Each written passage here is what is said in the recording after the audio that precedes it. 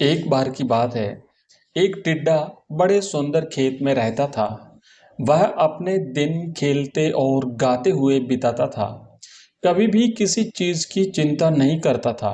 वह हमेशा खेलता कूदता और खुश रहता था। बड़ा ही मनमौजी टिड्डा था।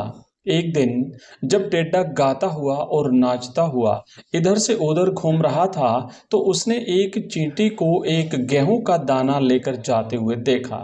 टिड्डे ने मुस्कुराते हुए बोला, अच्छे से भरपेट खाना खाओ मेरे दोस्त। यह क्या? थोड़ी देर बाद फिर से चींटी दौड़ी भागी गेहूं का दाना लेकर जा रही थी। चींटी को व्यस्त और जल्दबाजी में गेहूं का दाना ले जाते हुए देखकर टिड्डी ने पूछा, दोस्त चींटी, तुम इतनी मेहनत क्यों कर रही हो? मेरे साथ आ जाओ, खेलते हैं। तब चींटी ने जवाब दिया, मैं सर्दियों के लिए भोजन इकट्ठा कर रही हूँ।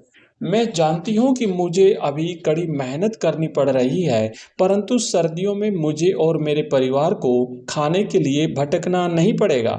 सर्दियों में खाना ढूंढना बहुत मुश्किल है। तुम भी ऐसा ही करने की सोचो। पर टिड्डा हंसता हुआ बोला, तुम कितना ज़्यादा सोचती हो। मुझे भविष्य के बारे में क्यों चिंता करनी चाहिए? मैं वर्तमान में खुश हूँ और मेरे लिए यही महत्वपूर्ण है।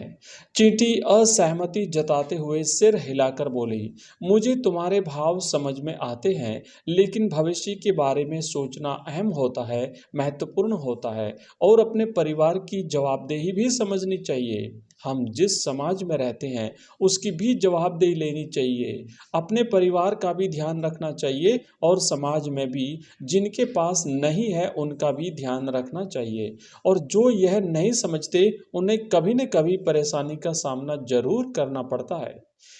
टिड्डे ने चींटी की सलाह को अनसुना कर दिया। उसने अपना हर दिन गाते हुए खेलते हुए बिताता रहा।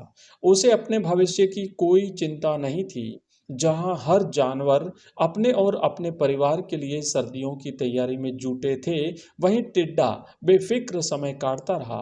धीरे धीरे दिन ठंडे होते गए और भोजन की उपलब्धता की कमी होने लगी।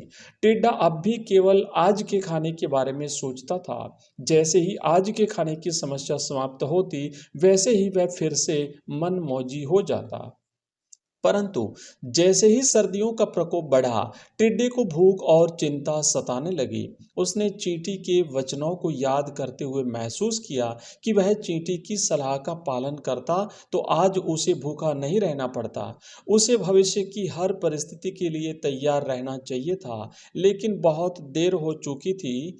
टिड्डे के पास खाने का कुछ भी नहीं था और ना ही कोई जगह जहां जाकर वह भोजन कर सकता था। वह दुखी और अकेला महसूस करता था। एक दिन टिड्डा चींटी के घर के पास से गुजर रहा था, तो उसने देखा कि चींटी के मोहल्ले में बच्चे खेल रहे हैं, बूढ़ी चींटियां धूप सेक रही हैं। तभी उसने देखा कि उसकी दोस्त चींटी अपने घर में भोजन कर रही है। चींटी के पास भोजन की पूरी आपूर्ति थी और वो ठंडे मौसम के लिए तैयार थी। टिड्डे ने चींटी के पास जाकर कहा, मुझे खेद है कि मैंने तुम्हारा कहा नहीं माना और आज मैं भुक्तभोगी हूँ। यदि मैं तुम्हारी सलाह मान लेता तो आज खाने के लिए यहाँ वहाँ नहीं भटकता। मुझे माफ कर दो। क्या तुम मेरी मदद करोगी?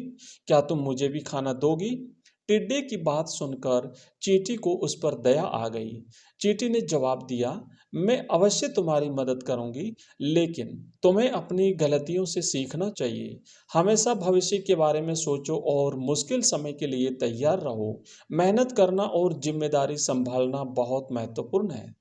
टिड्डी ने सहमति जताते हुए अपना सिर हिलाकर कहा कि मैंने अपनी सीख ले ली है और भविष्य में जिम्मेदार बनने का वादा करता हूँ। फिर चींटी ने उसे खाना दिया। दोनों दोस्तों ने बैठकर खाना खाया। उसने चींटी को अपनी मदद और दोस्ती के लिए धन्यवाद दिया।